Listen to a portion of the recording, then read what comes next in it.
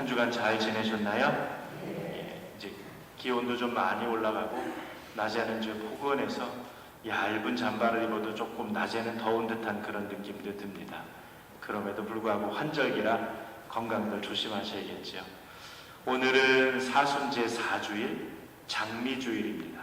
그래서 지난주까지만 하더라도 사순 시기에 보라색 제대 위에 있는 초색깔하고 똑같은 제의를 입었다가 오늘은 이쁜 칙칙한 보라색이 아니라 이쁜 이렇게 분홍색을 입었죠. 이것은 그냥 신부님들 이뻐 보이라고 입은 게 아니라 1년에 딱 2번 이 분홍색 제의를 입잖아요. 대림 때는 대림 3주일에, 그리고 사순 때는 사순제 4주일에 입습니다. 대림 때 의미는 오시는 아기 예수님을 맞이하기 위한 그 설렘을 미리 앞당겨서 희망으로 그 느낌을 가지라는 그런 의미로 장미주일을 지낸다면, 사순주일은 우리가 사순절 시작하면서 재개와 보속 잘 하고 계시죠? 특별히 사순식이 시작하면서 우리 본당에서는 사순 실천표 해서 이렇게 봉투에 날짜별로 오늘은 기도를 하든 실천을 하든 뭐 하는 거 쭉 드렸고 잘 하시고 계시리라 생각을 합니다. 그것을 쭉 지켜가다 보니 중간에 이제 지칠까봐, 지쳐서 그리고 한두 번 빠지거나 못하면 이제는 포기해야겠다라는 마음이 들까봐 포기하지 말고 사순 끝까지 재개와 보속을 잘 지키다라는 그런 의미로 기쁨을 조금 미리 앞당겨서 보자라는 그런 느낌으로 장미주일을 지냅니다. 그러기에 오늘 복음 말씀은 정말로 우리에게 힘이 되고 큰 희망이며 위안이 되는 그런 복음 말씀을 듣습니다. 바로 이 말씀입니다. 하느님께서는 세상을 너무나 사랑하신 나머지 외아들을 내주시어 그를 믿는 사람은 누구나 멸망하지 않고 영원한 생명을 얻게 하셨다. 그래서 어떤 성경학자들은 그렇게 이야기합니다. 성경을 처음 접하는 사람은 바로 이 구절, 오늘 복음 말씀의 이 구절을 가지고 시작을 하고 성경을 한번 다 읽고 조금 안다 싶으면 마칠 때는 꼭 오늘 이 구절 갖고 마치라고 이야기를 합니다. 왜냐? 이 복음의 전체의 성경 말씀의 핵심은 바로 이것이기 때문이죠. 그래서 미국의 샌프란시스코에 사는 차이나타운에 3남매가 살았는데요. 부모님을 조금 일찍 여의고 3남매가 어떻게든 잘 살아보려고 사는데 열심한 신자이기에 형은 목공일을 잘 배웠습니다. 그래서 이제 나이가 조금 되고부터는 목수일을 하기 시작해서 자신은 신자이기에 십자가라든지 나무로 성상들을 조각하는 것을 이렇게 배우고, 이제 그 소문이 나서 그래도 여기저기 이제 성상들이 잘 팔리는, 그래서 삼남매가 그나마 조금 먹고 사는데 괜찮은 지경이 되었고, 바로 밑에 여동생은 그러다 보니까 부모님이 안 계시니 오빠와 또 자기 동생을 잘 챙겨서 가정을 꾸려가고 있고, 막내가 조금 문제였습니다. 막내가 우리로 치면 중고등학교 때도 계속 문제를 일으키다가 고등학교 졸업하기부터는 조금만 이런 도박, 노름에 빠지기 시작하고 조금 지나서는 완전히 도박판에 살다시피 했습니다. 형이 보니 너무나 마음이 아픈데 어느 날은 동생한테 전화가 왔어요. 도박판에서 도박을 하다가 싸움이 났는데 죽을 것 같으니까 좀 살려달라고. 그래서 형이 쫓아가가지고 싸움판에서 동생을 간신히 데려왔습니다. 근데 데려와서 보니 동생이 하는 얘기가 자기가 도박빚이 너무 많은데 그 도박빚을 당장 갚지 않으면 우리 삼남매 다 죽을지도 모르고 절단 날지 몰라서 큰일이라고 하니 형이 그동안에 모아뒀던 통장을 동생에게 주면서 일단 갚으라고 합니다. 그래서 그 통장을 받아서 잘 갚으면 다행인데 그 돈으로 또 도박을 합니다. 근데 운이 좋은지 이번에는 돈을 좀 땄대요. 그래서 돈을 좀 따가지고 신나서 집으로 돌아오려고 하는데 이미 도박판에 있는 사람들이 흔히 우리로 이야기하면 깡패들을 뒤쫓아가기 위해서 죽이려고 하는데 몇 사람하고 같이 또 신랑이를 모르다가 오히려 동생이 그 중에 한 명을 죽이고 맙니다. 그리고 피투성이가 돼가지고 헐레벌떡 집으로 왔는데 이미 다 신고가 돼가지고 밖에는 경찰들이 스피커로 자수하면 뭐 이렇게 얘기를 계속 하죠. 그리고 형이 동생에게 옷을 바꿔 입고 형이 만들어 주었던, 형이 자기가 만들던 손용 십자가를 동생 손에 쥐어주고는 자기가 밖으로 뛰어나갑니다. 그런데 그냥 밖에 나가서 자수하는 게 아니라 경찰을 향해서 계속 뛰고 있는 거죠.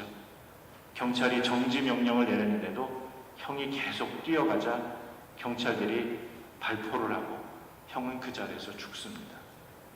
물론 나중에 경찰이 조사를 해보니 살인했던 사람은 동생인 것은 알았지만 이미 형이 죗값을 치렀기 때문에 동생은 그냥 무죄로 풀려납니다. 그리고 동생은 이제 완전히 개과천선해서 새로운 사람으로 변하죠. 그리고 형이 했던 그 목공일, 목수일을 이제 자기가 시작합니다. 시간이 좀 걸렸겠지요. 처음에는 허투른 그런 작품들이 많이 나왔지만 열심히 하다 보니 이제는 형만큼의 그런 실력도 되었습니다. 그리고 나서 이제 사람들로부터 인정을 받자 형이 만든, 형이 자신의 손에 쥐어주고 갔던 그 십자가와 자기가 또 만든 십자가를 형의 납골당 앞에 이렇게 나란히 놓았습니다. 그리고 그 십자가, 자기가 만든 십자가 뒤쪽에는 깨알같이 성경 구절을 썼지요. 갈라디아서 2장 20절. 이제는 내가 사는 것이 아니라 내 안에 계시는 그리스도께서 사시는 것입니다. 동생의 그 모습은 어쩌면 형의 모습이 없었다면 그 동생은 어떤 결말을 맞이할 수 있었을까?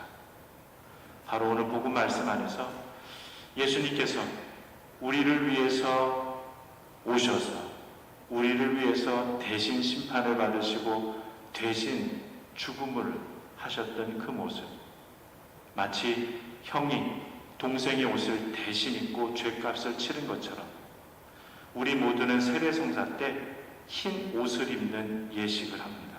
물론 그 흰 옷을 예전에는 다 입었지만 요즘에는 간략하게 흰 천으로 하거나 하긴 하지만 어쨌든 우리는 흰 옷을 입으면서, 즉 예수님의 깨끗하고 죄 없는 그 옷을 입으면서 대신 예수님께서는 우리의 죄 많은 옷을 당신이 대신 입으시고 그렇게 우리를 대신해서 죄값을 치르시고 돌아가셨다라고 하는 거죠.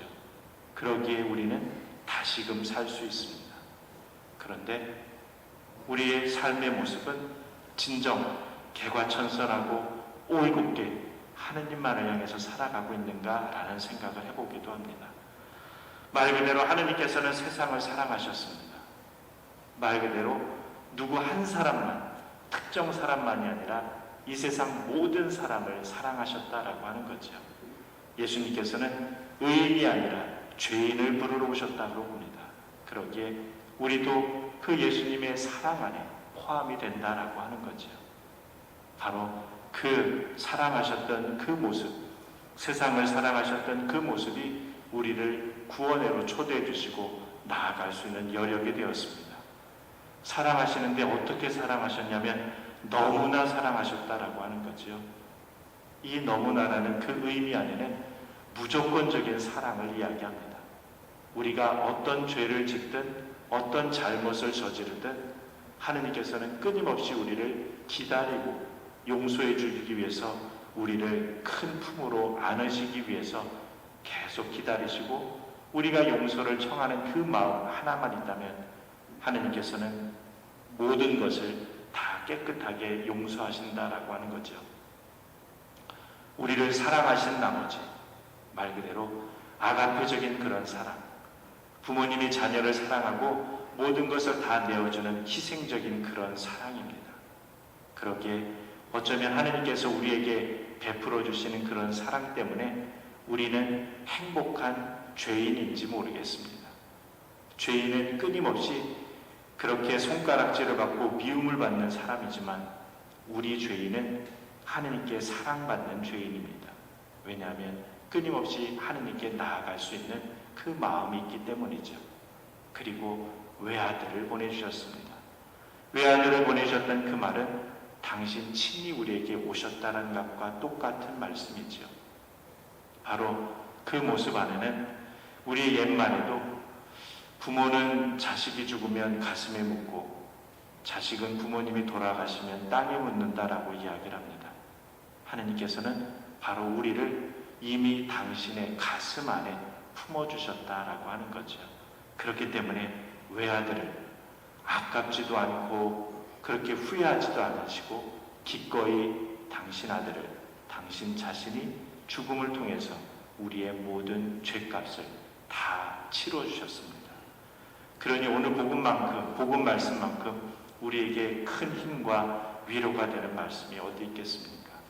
그러니 사순제 4주일 장미주일을 지내는 우리가 하느님 안에서 비록 나약하고 또 부족하고 어느 때는 하느님께 온전히 충실하지 못하는 그런 죄인의 모습일지라도 다시금 그분께 용서를 청하고 한 걸음 나아갈 때 그분께서는 온전한 큰 사랑으로 우리를 비추어 주십니다.